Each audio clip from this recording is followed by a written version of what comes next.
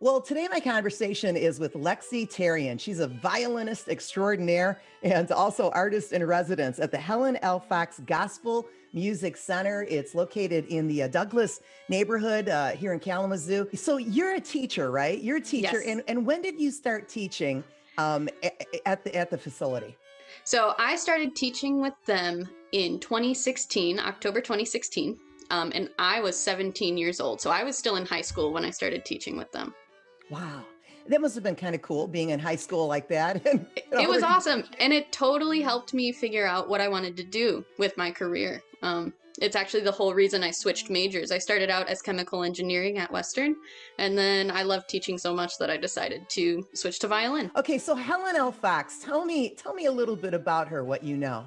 Yeah, so I've actually not run into her and spoken with her, but I've seen her down at the bus station when I was younger.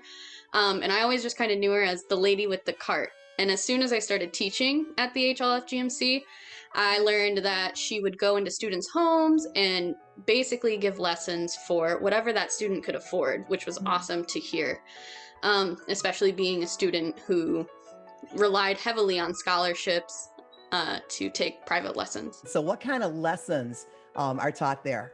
Yeah, so we are a gospel music center. I actually teach primarily violin classical music. So I use the Suzuki method.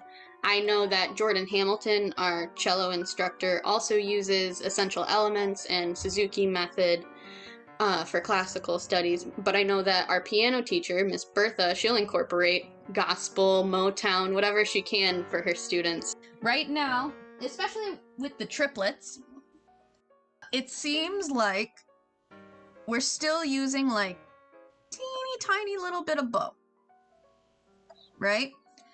When we first have the triplet fifth line where we start having groups of them, right? Yes. So rather than seeing you, can you try being, and let's just take it in groups right now. So can you try that first one for me?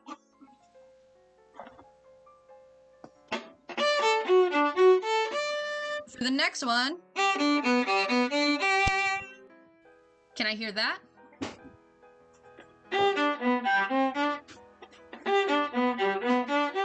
Yes, that was great. And seeing this move was awesome. What about the benefit concert for the Jambalaya Orchestra? What did that look like?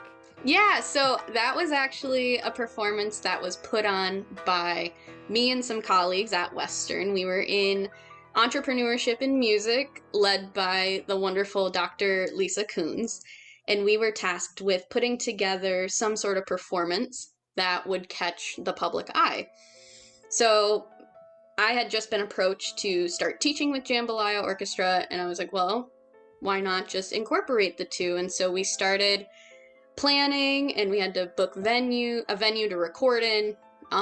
And then John, a member of the team, started editing as soon as we recorded the piece violin. Hayden did a beautiful job playing, and all of the music was by Black composers. So we put it together, edited it, and then live streamed it and had a donation link so that we could get some startup funds for the orchestra. And it must be so exciting to be able to see kids who come in with very little knowledge but a love. They want to learn, and then see them bloom. Yeah, it is awesome. I've had 2 students who are complete beginners, like never touched a violin before in their life.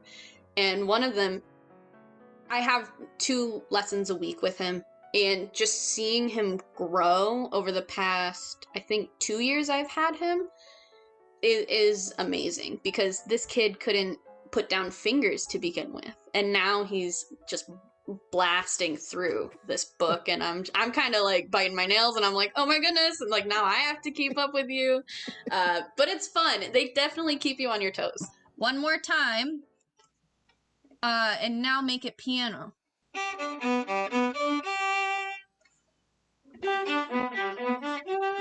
Okay, now we're gonna go back to the line, and I want to hear your difference between forte and piano. So.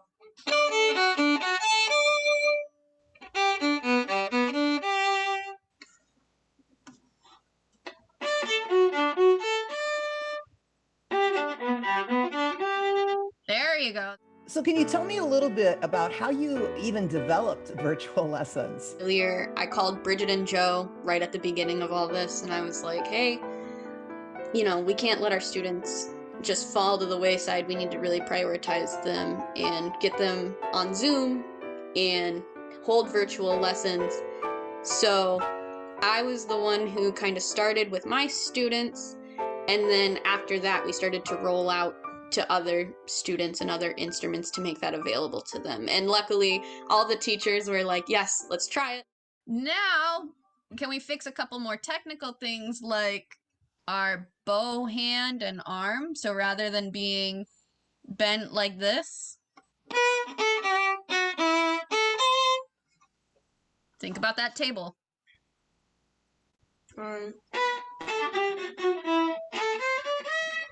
There you go. Tell me a little bit about the students that you teach. I teach a wide variety of age and skill levels. Some of them had started music before, and I think it's important that it's in that neighborhood because we have multiple students who can just walk to the center when it's their lesson time. And I know near the end of my high school experience, I was catching the bus to Crescendo just so I could have a lesson. And so I think it's awesome that these students can basically walk out their front door and have lessons at their fingertips, basically. Yeah, I love it. Lexi, thank you so much for your time. Thank you for having me. Support for Kalamazoo Lively Arts is provided by the Irving S. Gilmore Foundation, helping to build and enrich the cultural life of Greater Kalamazoo.